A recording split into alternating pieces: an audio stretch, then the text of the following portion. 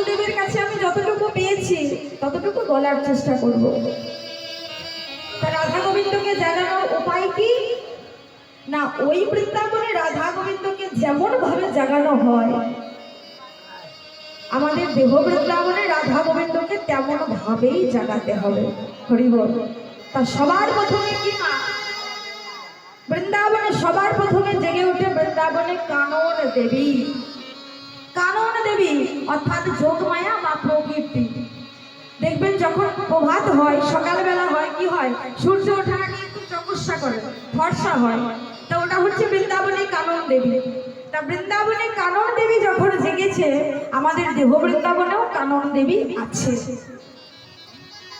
আমাদের দেহ বৃন্দাবনে কানন দেবী কে?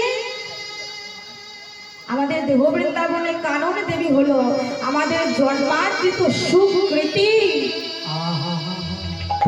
সুকৃতি মানে হলো সুকর্ম।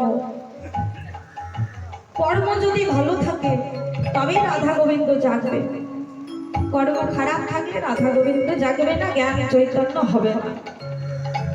তাই বলছে মনুষ্য জন্ম পেয়েছো, কিছু করো আর না করো দুটো ভালো কর্ম করে যাও।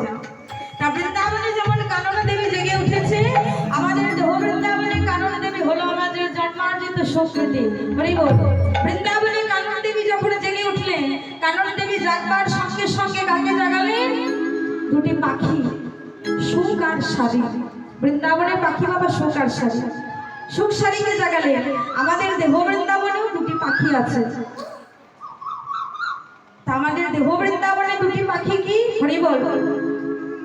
আমাদের বিবেক আর বৈরাগ্য। হরি বল। বিবেক আর বৈরাগ্য। বিবেক বৈরাগ্য হলো আমাদের দেহের বৃন্দাবনের দুটি পাখি।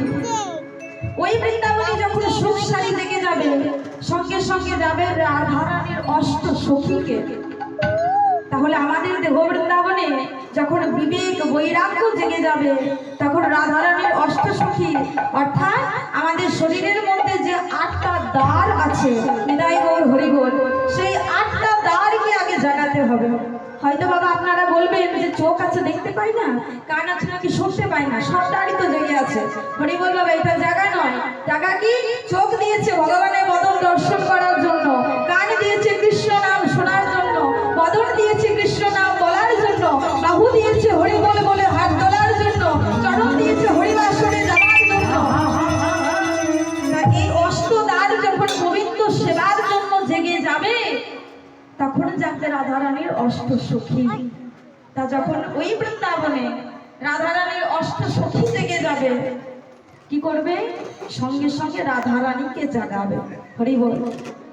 আমাদের দেহ বৃন্দাবনে যখন অষ্টদ্বার জেগে যাবে আমাদের দেহের মধ্যে যে জীব আত্মারূপী রাধারানী আছে সেই জীব আত্মারূপী রাধারানীকে জাগিয়ে দেবে।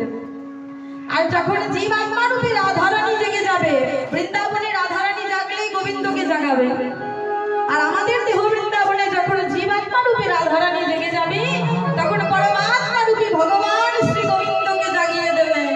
হৃদয় গৌর হরি বল, হরি বল, হরি বল, হরি বলে, হরি বলে, হরি বল। তাই বাবা আমরা গোবিন্দকে জাগাতে যাব না, আমরা কাকে জাগাবো? আমরা রাধারানীর অষ্ট সখী স্বরূপিণী হয়ে আজ শ্রীমতী রাধা রানীকে জাগাবো। তাই এবার আমরা সকলে মিলে রাধা রানীকে জাগানোর চেষ্টা করব।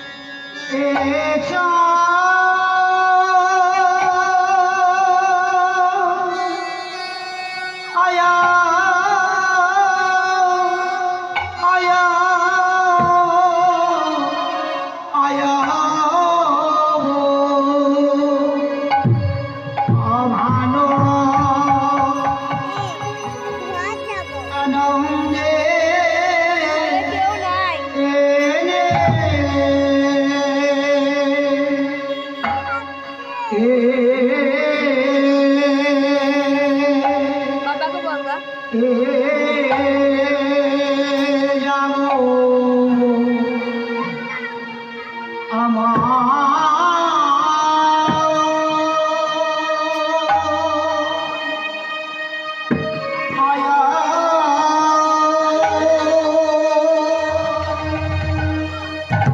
আয়া